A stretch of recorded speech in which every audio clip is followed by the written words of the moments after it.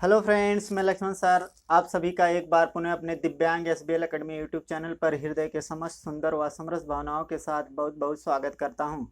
अगर आप first time मेरे चैनल पर विजिट कर रहे हैं तो आप लोगों से रिक्वेस्ट है कि चैनल को सब्सक्राइब कर लें और बेल आइकन बटन अवश्य प्रेस कर दें, जिससे हर वीडियो का नोटिफिकेशन शीघ्र आप तक पहुँचे और आप उसका लाभ उठा पाएँ। वीडियो अगर पसंद आए तो वीडियो को लाइक करें, अधिक से अधिक लोगों तक शेयर कर दें और वीडियो पसंद आने पर एक प्यारा सा कमेंट आप अवश्य किया करें। आपका कमेंट हमारे लिए मोटिवेशन, हमारे लिए टॉनिक, हमारे लिए ऑक्सीजन का कार्य करता है, तो कमेंट करना आप ना भूलें। आप लोगों ने थंबनेल में देखा ही होगा कि आज हम पास्ट परफेक्ट कंटिन्यूअस टेंस को पढ़ने वाले हैं। इसके अंतर्गत पहले सेंटेंस को पढ़ेंगे। पहला सेंटेंस कौन सा? अफर्मेटिव, पॉजिटिव या सिंपल सेंटेंस। जी हाँ, तो आइए सीधे हम अपने लेक्चर की अब बात करें।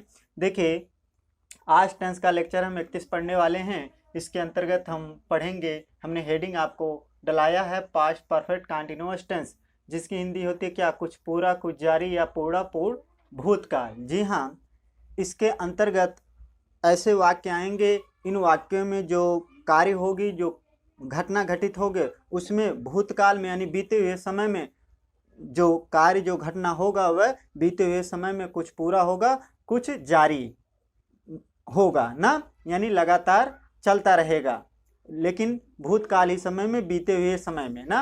तो आइए इसके अंतर्गत हम पहली हेडिंग देखते हैं। देखिए, पहला सेंटेंस हम पढ़ेंगे। पहला सेंटेंस कौन सा?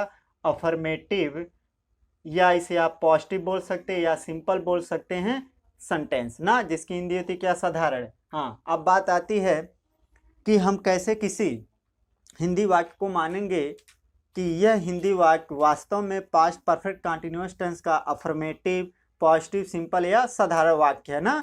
तो इसके लिए हमारे पास क्या? पहचान की समझ होनी चाहिए, पहचान का ज्ञान होना चाहिए, क्योंकि पहचान से ही हम जान पाते हैं, हमें ज्ञात होता है, हमें पता चलता है कि कोई हिंदी वाक्य किस टेंस का कौन सा सेंटेंस है ना, कौन सा वाक्य है। तो आइए सीधे हम आपको पहचान पर ले चलते हैं। देखिए, हमने हेडिंग डाला है पहचान, जिसकी अंग्रेजी होती है सिम्पटम। इसके अंतर्गत हमने पहचान के अंतर्गत हमने लिखाया है, जिस हिंदी वाक्य क्रिया के अंत में रहा था, रही थी, रहे थे, ता रहा था, ती रही थी, ते रहे थे या हुआ था आदि शब्दों के साथ समय भी दिया रहता है, तो हम जान जाते हैं कि यह वाक्य पास्ट परफेक्ट कंटिन्यूअस टेंस का साधारण वाक्य है। जी हाँ, आइए एक बार और हम पहचान को, सिम्पटम को स्पष्ट करें। देखिए, पहचान के अंतर्गत हमने आपको ये लिखा है, जिस हिंदी वाक्य क्रिया के अंत में रहा था, रही थी, रहे थे, ता रहा था, ती रही थी, ते रहे थे या हुआ था आदि शब्दों के साथ समय भी दिया रहता है, तो हम जान जाते हैं कि यह वाक्य पास्ट परफेक्ट कंटिन्यूअस टेंस का साधारण वाक्य है। जी हाँ, क्या हमें वाक्य में कौन से मुख्य शब्द मिलने चाहिए? क्रिया के अंत में रहा था, रही थी, रहे थे, ता रहा था, ती रही थी, ते रहे थे और हुआ था। इन शब्दों के साथ साथ अगर वाक्य में समय भी इंक्लूड हो, समय भी दिया हो, तो वहाँ हम मान जाएंगे, हम जान जाएंगे कि वास्तव में यह हिंदी वाक्य पास्ट परफेक्ट कंटिन्यूअस टेंस का साधारण वाक्य है। आप उसे अफर्मेटिव सेंटेंस कह सकते हैं, सिंपल सेंटेंस कह सकते हैं या पॉजिटिव सेंटेंस कह सकते हैं। जी हाँ, तो आशा करते हैं पहचान को आप समझ पाए होंगे। आइए हम आगे बढ़ें। देखिए, नेक्स्ट हेडिंग हमने डाला नियम, रूल। देखिए, रूल के माध्यम से, नियम के माध्यम से हम किसी हिंदी वाक्य का ट्रांसलेट करते हैं, अनुवाद बनाते हैं, तो नियम तो सीखना, जानना जरूरी ही है। तो आइए नियम को देखते हैं। देखिए, नियम का पहला पॉइंट क्या कहता है? सबसे पहले कर्ता को लिखते हैं। जी हाँ, जब हम ट्रांसलेट करेंगे, अनुवाद बनाएंगे, तो सबसे पहले किसे लिखेंगे? कर्ता यानी सब्जेक्ट को लिखेंगे। दूसरा पॉइंट क्या कहता है? नियम का यही कहता है, कर्ता एक वचन हो या कर्ता बहुवचन हो, दोनों कर्ता के साथ हैड बीन सहायक क्रिया का प्रयोग करेंगे। जी हाँ, पास्ट परफेक्ट कंटिन्यूअस टेंस के सिंपल सेंटेंस का सहायक क्रिया कौन होगी? Had been. कर्ता हमें एक वचन मिले या बहुवचन, हमें यहाँ नहीं देखना कि कर्ता एक वचन है यानी सब्जेक्ट सिंगुलर नंबर है या सब्जेक्ट प्लूरल नंबर है ना, दोनों कर्ता के साथ हम हैड बीन सहायक क्रिया का प्रयोग कर देंगे। यहाँ हमें नहीं देखना कि ही, सी, इट, दिस, दैट, नेम एक वचन करता है या आई, यू, वी, दे, दिस, दो, जी बहुवचन करता, हमें ये नहीं देखना। कर्ता कोई भी हो, कुछ भी करता हो, हमें हैड बीन सहायक क्रिया, हेल्पिंग वर्ब का प्रयोग करना ही करना है। तीसरा पॉइंट क्या कहता है? मुख्य क्रिया के यानी मेन वर्ब के प्रथम रूप में आईएनजी जोड़कर लिखेंगे। जी हाँ, मुख्य क्रिया का तीसरा नंबर पे हम प्रयोग करेंगे, लेकिन उसमें आईएनजी इंक्लूड करके आईएनजी जोड़कर लिखेंगे। और चौथा पॉइंट कहता है कर्म को लिखते हैं। पांचवा कहता है समय निश्चित हो तो सिंस, अगर समय अनिश्चित हो तो फार का प्रयोग कर देते। जी हाँ, अगर हमें हिंदी वाक्य में समय निश्चित दिखे तो वहाँ सिंस का प्रयोग, अगर समय अनिश्चित दिखेगा तो हमें फार का प्रयोग करना होगा। और छठा पॉइंट कहता है समय को लिखते हैं। और सातवां कहता है इसके बाद अन्य को लिखते हैं। जी हाँ, आइए रूल के नियम के शार्ट रूप को देख लेते हैं। शार्ट रूप क्या होता है, उससे हम कहते हैं स्ट्रक्चर या फार्मूला कहते हैं ना। देखिए स्ट्रक्चर फार्मूला भी हमारा यही कहता है, सबसे पहले सब्जेक्ट को लिखते हैं यानी सबसे पहले कर्ता को लिखते हैं। इसके बाद हेल्पिंग वर्ब यानी हैड बीन को लिख देंगे। इसके बाद किसे लिखेंगे, मेन वर्ब के प्रथम रूप में आईएनजी जोड़कर लिखेंगे। जी हाँ, मुख्य क्रिया का प्रथम रूप हम लिखेंगे लेकिन उसमें आईएनजी जोड़कर ही। आगे ऑब्जेक्ट को लिखते हैं यानी कर्म को लिखते हैं। इसके बाद सिंस या फार का प्रयोग करते हैं। सिंस फार का प्रयोग कब करते हैं आपको पता है, समय निश्चित होगा तो सिंस का, समय अनिश्चित होगा तो फार का प्रयोग करेंगे। इसके बाद टाइम यानी समय को लिखते हैं। इसके बाद अदर यानी अन्य को लिखते हैं। तो आशा करते हैं आप पहचान को, नियम को और स्ट्रक्चर फार्मूला को बेहतर समझ पाए होंगे। आप इनका स्क्रीनशॉट ले सकते हैं।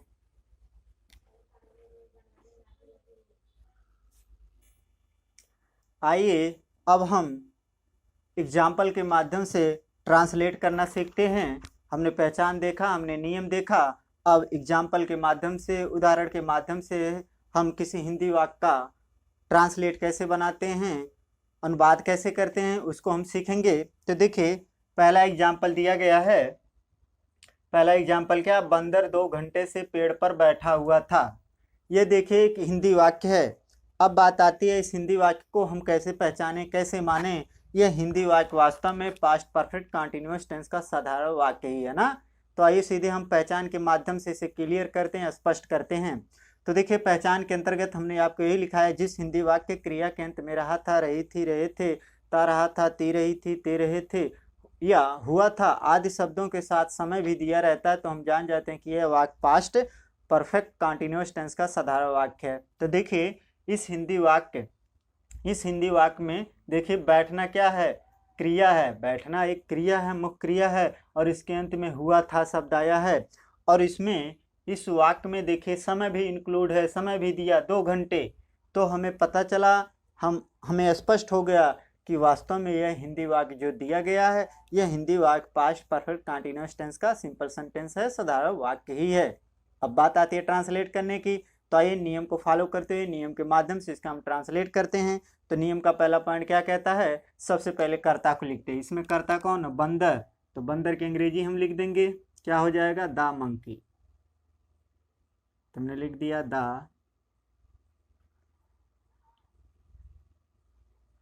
The monkey.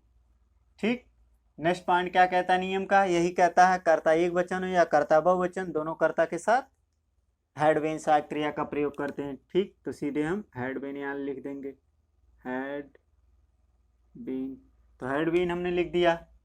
तीसरा पॉइंट क्या कहता है नियम का, यही कहता है कि मुख्य क्रिया के प्रथम रूप में आईएनजी जोड़ कर लिखते हैं। मुख्य क्रिया कौन है, बैठना। बैठना की अंग्रेजी क्या होती है, सिट। और सिट में क्या जोड़ना, आईएनजी। तो यहाँ देखिए डबल टी हो जाएगा। डबल टी क्यों करेंगे, हमने आईएनजी जोड़ने का नियम आपको बताया था। क्या बताया था, यदि कोई क्रिया हो, उसके मध्य में क्या हो, स्वर हो, और उसके तुरंत बाद व्यंजन हो, तो आईएनजी जोड़ते समय अंतिम व्यंजन जो होता है डबल हो जाता है। देखिए इसके मध्य में स्वर है ना, स्वर आई है, इसके बाद टी व्यंजन है, तो इसमें आईएनजी करेंगे तो अंतिम व्यंजन यही है, टी है ना। तो देखिए टी को हमने डबल कर दिया है ना, कर दिया कि नहीं, तो सिटिंग हो जाएगा। इसके बाद नेक्स्ट पॉइंट नियम का क्या कहता है, यही कहता है कि कर्म को लिखते हैं। कर्म कौन हो जाएगा, जब बंदर पेड़ पर बैठेगा तो उसका वह कर्म हो जाएगा। तो पेड़ पर बैठने के लिए किसका प्रयोग करते हैं, ऊपर बैठेगा, शाखा पे बैठेगा ना, तो पर के लिए यहाँ किसका प्रयोग होगा, on the tree, on the tree. ठीक, कर्म हो गया। नेक्स्ट पॉइंट क्या कहता है, समय निश्चित हो तो सिंस का, समय अनिश्चित है तो फार का प्रयोग करते हैं।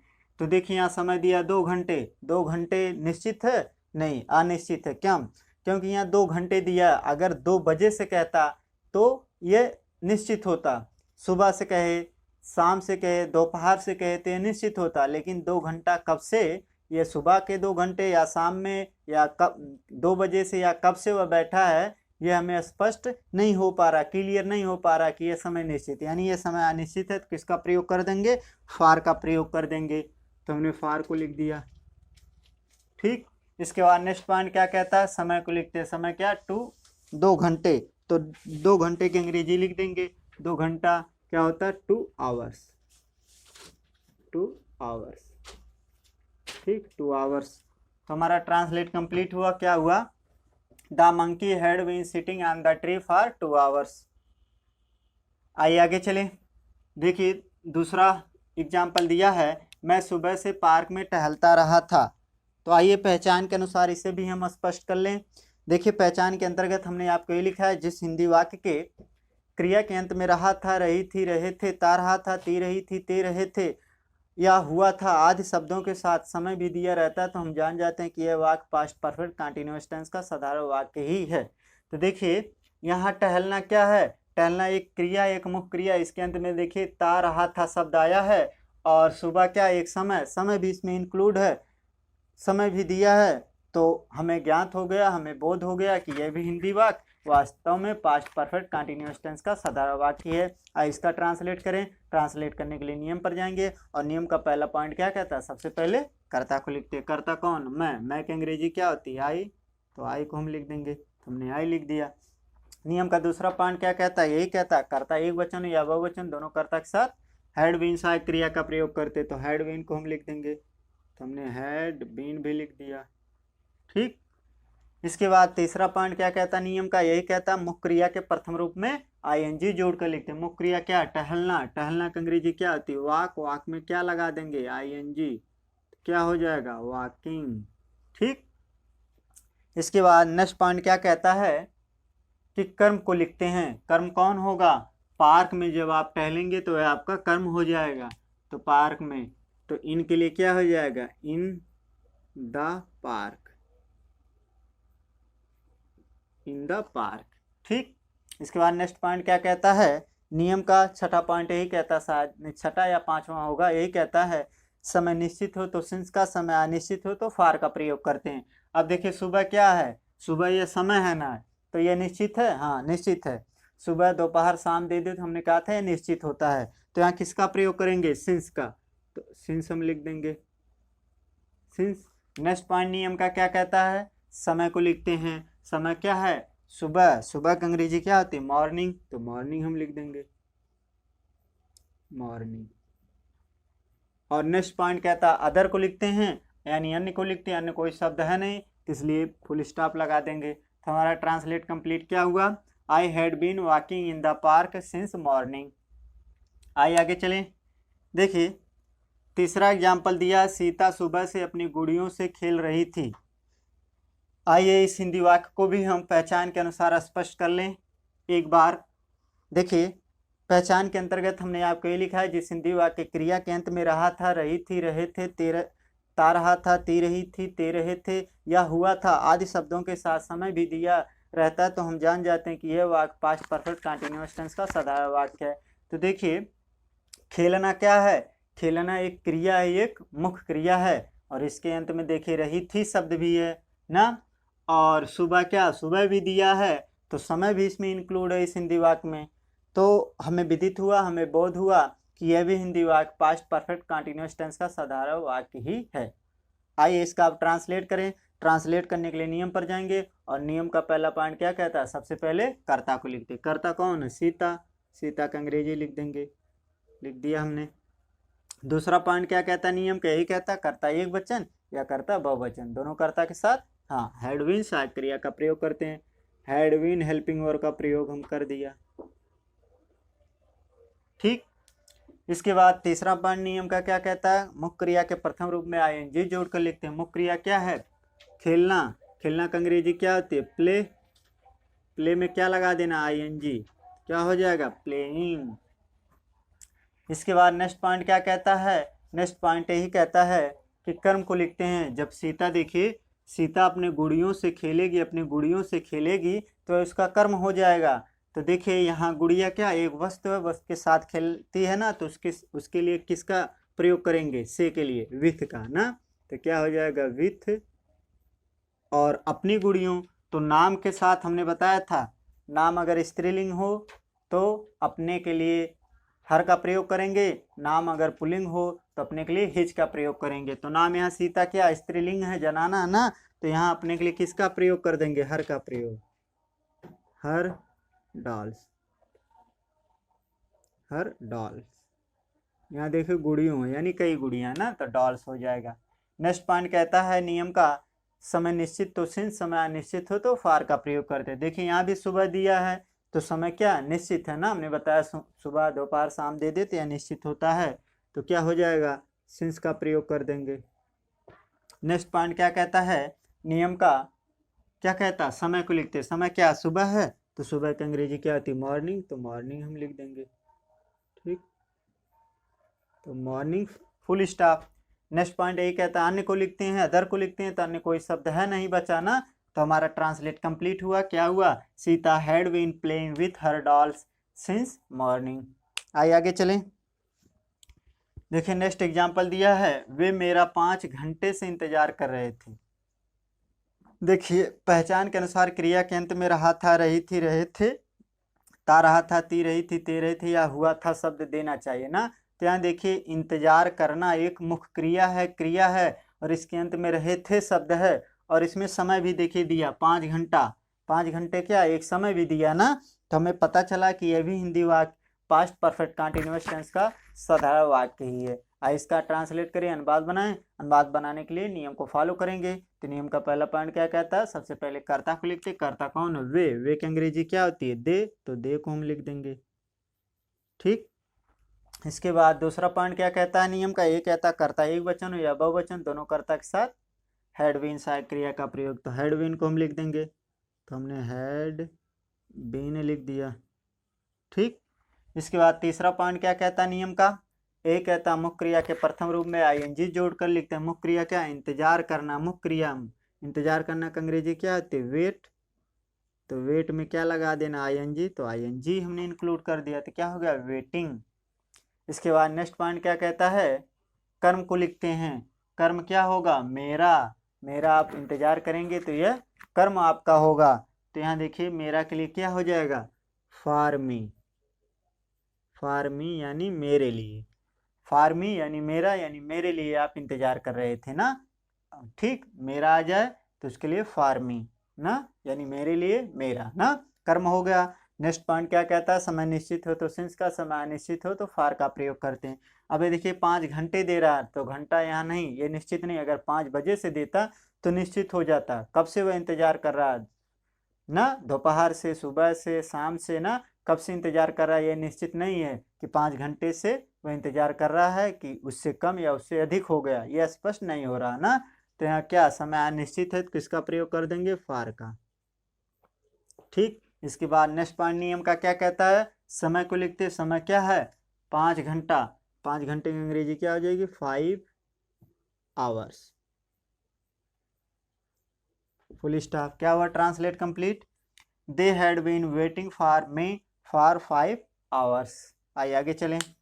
देखिए पांचवा एग्जाम्पल दिया, तुम सुबह से खेल रहे थे, खेल रहे थे यहाँ होना चाहिए, हो नहीं, हो जाएगा तो यह क्या हो जाएगा प्रेजेंट का हो जाएगा ना, तो यहाँ थे होना चाहिए, तो थे हमने कर लिया, हो जाएगा तो प्रेजेंट का हो जाएगा पास्ट का नहीं ना। तो देखिए तुम सुबह से खेल रहे थे, तो पहचान के अनुसार देखेंगे, देखिए खेलना क्या है मुख्य क्रिया है, क्रिया है, और इसके अंत में रहे थे शब्द हैं, और इसमें समय भी इंक्लूड है, इसमें समय भी दिया इस हिंदी वाक्य में, तो हमें पता चल गया, हमें ज्ञात हुआ कि यह भी हिंदी वाक्य पास्ट परफेक्ट कंटिन्यूअस टेंस का कौन सा वाक्य है साधारण वाक्य है। आइए इसका अनुवाद कर डालें। अनुवाद करने के लिए नियम पर जाएंगे, और नियम का पहला पॉइंट आप जानते हैं क्या कहता है, पहला पॉइंट सबसे पहले हाँ कर्ता को लिखते हैं, कर्ता कौन है तुम की अंग्रेजी क्या होती है यू, तो यू को लिख देंगे।